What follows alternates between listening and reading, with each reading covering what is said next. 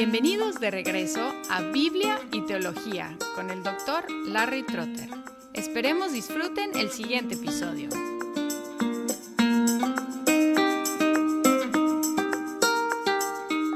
En la vida muchas instrucciones se basan en la identidad del que está recibiendo la instrucción o en los privilegios que esta persona ha recibido.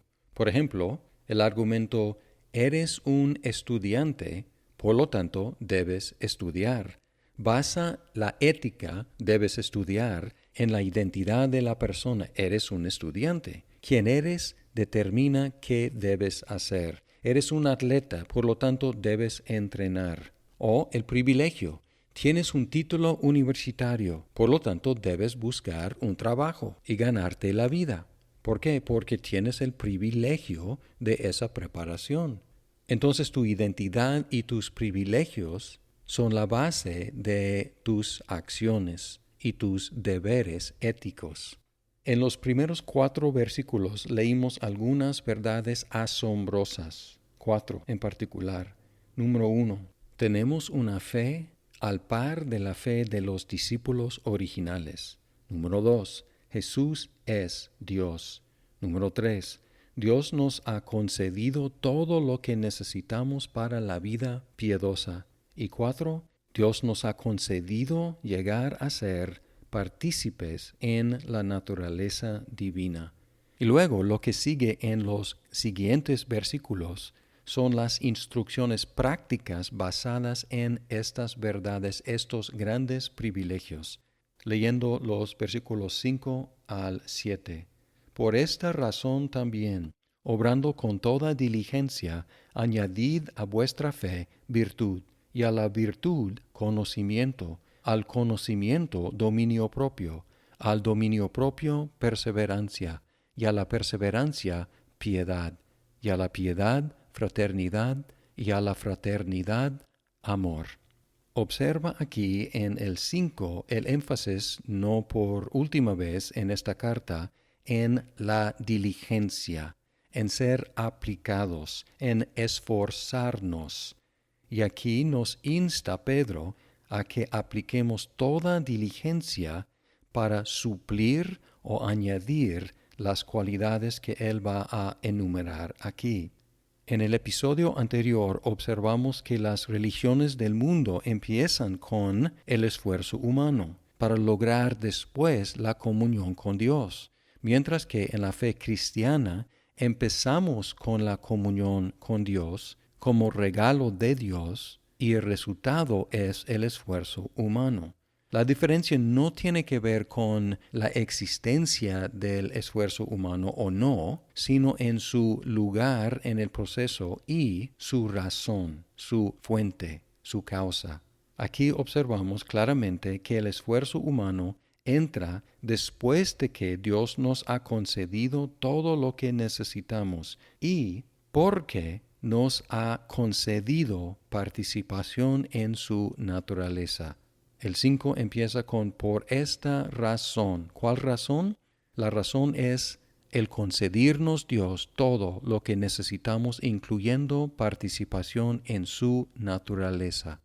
Ya observamos que nuestra fe está al par de la fe de los discípulos originales, pero al mismo tiempo, así como su fe, nuestra fe también necesita suplementación constante. Y aquí tenemos una lista de suplementos a nuestra fe, cosas que añadimos a nuestra fe. Y esta lista tiene características en común con otras listas de virtudes o cualidades en el Nuevo Testamento. Por ejemplo, el fruto del Espíritu en Gálatas 5, 22 y 23 y Filipenses 4, 8. Hay algunos elementos en común con esas listas y también hay elementos en común con las listas romanas. Pero hemos visto ya que Pedro se atreve a utilizar el lenguaje de la religión greco-romana, pero llenando ese lenguaje con contenido cristiano. Podemos detectar en esta lista un movimiento, porque empieza con la fe y como toda la ética cristiana, ética del Nuevo Testamento, termina en el amor. Entonces el movimiento es desde la fe hacia el amor, un énfasis que encontramos en todo el Nuevo Testamento, que la fe se muestra en el amor. En cuanto a las otras cualidades en esta lista, es difícil discernir un orden específico. Algunos argumentan a favor de un orden muy específico, muy lógico, pero es difícil discernir exactamente ese orden. Los elementos son la fe, la virtud, el conocimiento, el dominio propio, la perseverancia, la piedad, la fraternidad y el amor. Podríamos estudiar cada uno de estos elementos y valdría la pena hacer ese estudio buscando el significado de las palabras y más que eso buscando cómo el Nuevo Testamento desarrolla estas cualidades. Pero para el propósito de este podcast, permítame ofrecer una paráfrasis de esta sección que utiliza el lenguaje común para explicar estos elementos. Va así: trabaja tan arduamente que puedas para vivir tu fe con integridad moral, asegurando de que tu integridad moral se base en el conocimiento de la verdad y disciplinando tu mente para conocer la verdad. También controla todas tus pasiones y sigue controlándote constantemente hasta la conclusión de tu vida, siempre orientando tu vida hacia Dios, pero no solamente hacia Dios, sino también haciendo bien a los demás, y no solo haciéndoles bien, sino también sacrificándote para lograr lo que es mejor para ellos. Aquí tenemos un plan robusto para la vida, el cual incluye el pensar, el sentir y el actuar. Y también es un programa, un plan, que podemos poner en práctica a pesar de nuestras circunstancias. Hay ciertas cosas en la vida, muchas cosas, que dependen de las circunstancias. Por ejemplo, si estamos enfermos o encarcelados o esclavizados, no podemos viajar a nuestro gusto. Nuestras circunstancias nos limitan. Tenemos ciertas restricciones circunstanciales. Pero aquí este plan no tiene ninguna restricción. Los jóvenes pueden seguir este plan. Los mayores pueden seguir este plan. Todas las razas de cristianos pueden seguir este plan. Los ricos, los pobres, los de clase media, no hay ninguna circunstancia exterior que afecte el seguir este plan.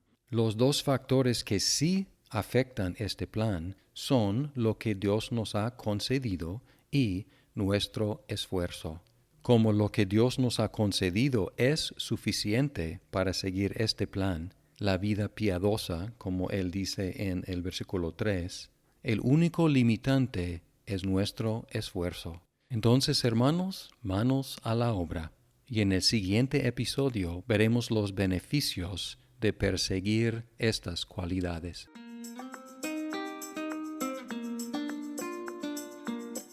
Muchas gracias por escuchar este episodio. Si estás disfrutando Biblia y teología, por favor compártelo con tus amigos. ¡Hasta pronto!